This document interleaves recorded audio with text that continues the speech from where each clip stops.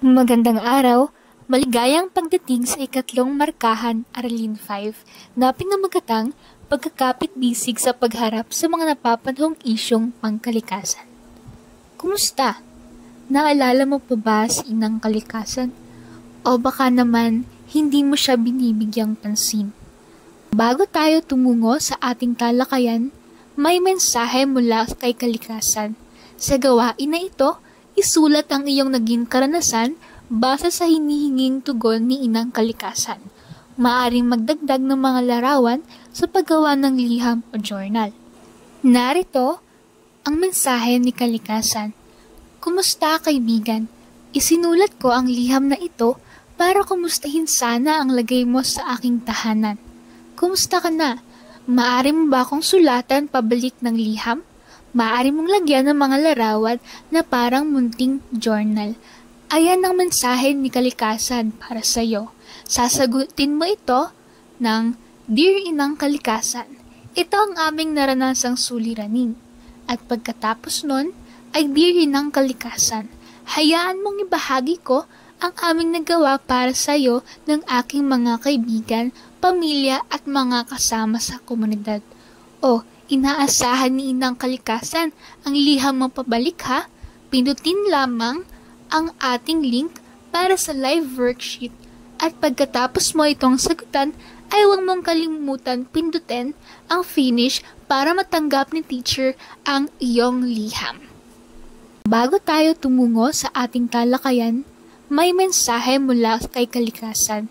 Sa gawain na ito, isulat ang iyong naging karanasan base sa hinihinging tugon ni Inang Kalikasan. Maaring magdagdag ng mga larawan sa paggawa ng liham o journal. Narito ang mensahe ni Kalikasan. Kumusta kaibigan?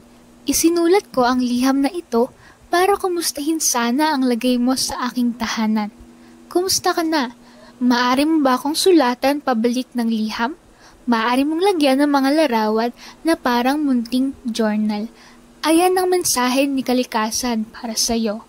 Sasagutin mo ito ng Dear Inang Kalikasan. Ito ang aming naranasang suliranin.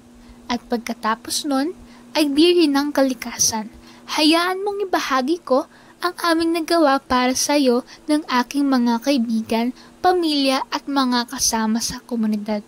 O, inaasahan ni Inang Kalikasan ang liham mo pabalik ha.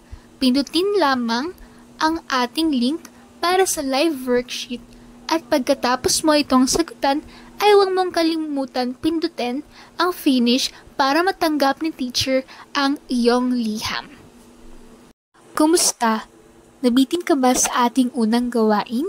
Huwag kang mag-alala, hindi pa rito natatapos ang ating unang araw.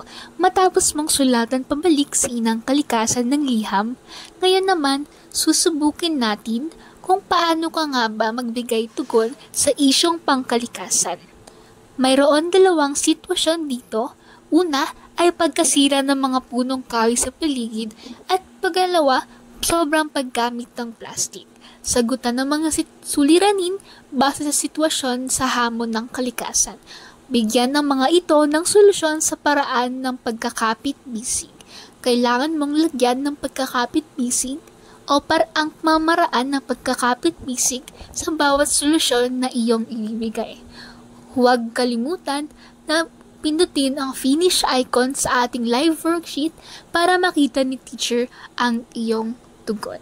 Kita-kits sa pangalawang araw para sa ating talakayan.